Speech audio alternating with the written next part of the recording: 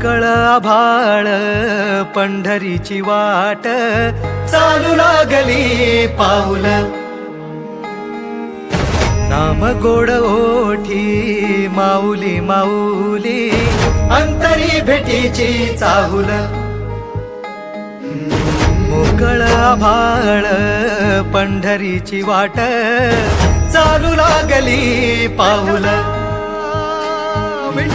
नाम गोड ओठी माऊली माऊली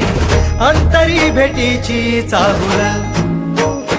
निघाली पाऊले दर्शनी ध्यास लागला पंढरी हो